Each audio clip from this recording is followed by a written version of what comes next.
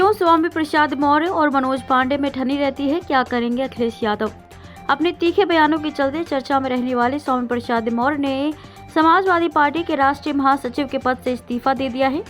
उन्होंने ये इस्तीफा सपा विधायक और पूर्व मंत्री मनोज पांडे के उस बयान के बाद दिया जिसमें उन्होंने स्वामी को मानसिक रूप से विक्षिप्त तक कह दिया था। इससे पहले भी दोनों के बीच बयानबाजी चलती रही है, लेकिन ऐसा नहीं है कि यह अदावत दोनों की स्वामी प्रसाद मौर्य के सपा में आने के बाद से ही हुई है। दोनों नेताओं के प्रतिद्वंदिता का एक लंबा इतिहास रहा है और फिर दोनों जब एक ही दल में पहुंच गए तो भी ये खत्म नहीं हुई, बल्कि वर्चस्व की जंग में तब्दील हो गई।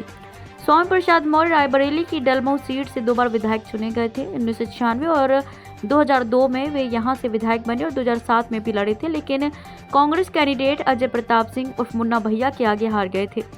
फिर 2012-2017 में उन्होंने यहां से अपने बेटे उत्कर्ष मौर्य को उतारा, लेकिन वह हार गए। एक बार बसपा से बेटे ने चुनाव लड़ा और फिर 2017 में भाजपा से उम्मीदवार बने, लेकिन दोनों बार विजय मनोज पांडे को ही मिली।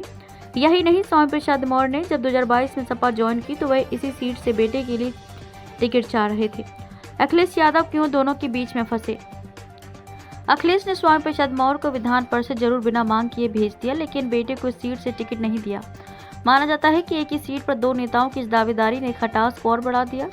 अखिलेश के आगे भी ये परेशानी है कि वे मनोज पांडे की उपेक्षा नहीं कर सकते, जो लगातार जीत रहे हैं और पार्टी के बड़े ब्राह्मण चेहरे हैं।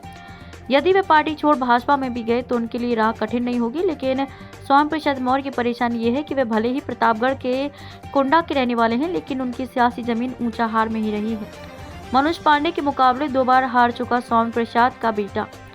यही वजह है कि मनोज पांडे के लगातार 3 बार जीतने और उनके मुकाबले बेटे के 2 बार हार जाने की टीस भी उनके मन में है।